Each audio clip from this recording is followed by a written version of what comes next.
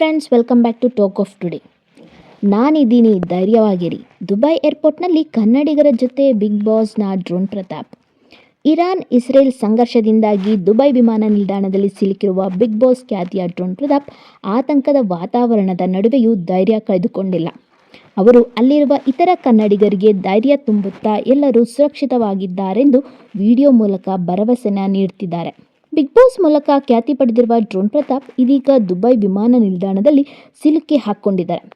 Iran, America, Israel ನಡುವಿನ ಸಂಘರ್ಷದ ಹಿನ್ನೆಲೆಯಲ್ಲಿ ದುಬೈನಿಂದ ಭಾರತಕ್ಕೆ ಬರಬೇಕಿರುವ ವಿಮಾನಗಳನ್ನು ಕೆಲವು ಗಂಟೆಗಳ ಕಾಲ ಸ್ಥಗಿತಗೊಳಿಸಲಾಗಿತ್ತು.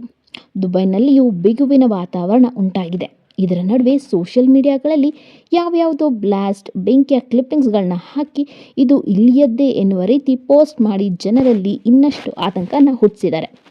ಇದಾಗಲೇ ದುಬೈ ವಿಮಾನ ನಿಲ್ದಾಣದ ಮೇಲೂ ಕ್ಷಿಪಣಿ ದಾಳಿಯಾಗಿದೆ. ಬುರ್ಜ್ ಖಲೀಫಾಕ್ಕೆ ಹಾನಿಯಾಗಿದೆ. ದುಬೈನಲ್ಲಿ ಭಾರೀ ಗಂಭೀರ ಸ್ಥಿತಿ ಇದೆ ಎನ್ನುವ ಸುದ್ದಿಗಳು ಬರುತ್ತಿರುವ ನಡುವೆಯೂ ಇಲ್ಲಿ ಸಿಲುಕಿರುವ ಡ್ರೋನ್ ಪ್ರತಾಪ್ ಎಲ್ಲರೂ ಸೇಫ್ ಆಗಿರುವುದಾಗಿ ವಿಡಿಯೋ ಮಾಡಿ ಹಾಕ್ತಾನೆ ಇದ್ದಾರೆ.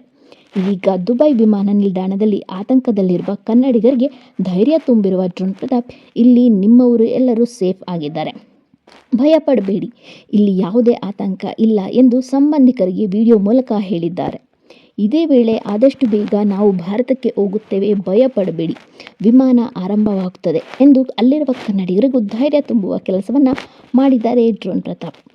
ತಾನೊಬ್ಬ ವಿಜ್ಞಾನಿ, ನಾನೇ ಡ್ರೋನ್ ತಯಾರಿಸಿರುವುದು, ನನ್ನ ಬಾಲ್ಯ ಹೀಗಿತ್ತು ಹಾಗಿತ್ತು ಅಂತ ದೊಡ್ಡ ವಿಶ್ವವಿದ್ಯಾಲಯಗಳಲ್ಲಿಯೂ ಸುಳ್ಳಿನ ಭಾಷಣವನ್ನೇ ಮಾಡಿ ಘಟಾನುಘಟಿಗಳನ್ನು ವ್ಯಾಪಾರಿಸಿ ಚಿತ್ರತಾರೆಯರಿಗೂ ಮಂಕು ಊದಿ ಎರಚಿ ವಂಚಕ ಎಂದೇ ಎಲ್ಲರ ಬಾಯಲ್ಲೂ ಅಂದುಕೊಂಡು ಜೈಲು ಪಾಲಾಗಿದ್ದ ಡ್ರೋನ್ ಪ್ರತಾಪ್ಗೆ ಈಗ ಕುಖ್ಯಾತಿಯಿಂದಾಗಿ ಬಿಗ್ ಬಾಸ್ನಲ್ಲಿಯೂ ಅವಕಾಶ ಸಿಕ್ಕಿತು.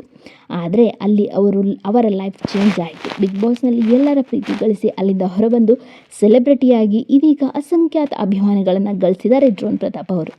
ಇದೀಗ ಅವರು ದುಬೈನಲ್ಲಿ ಕನ್ನಡಿಗರಿಗೆ ತೋರಿಸುತ್ತಿರುವ ಪ್ರೀತಿಗೆ ಎಲ್ಲರೂ ಆಭಾರಿಯಾಗಿದ್ದಾರೆ.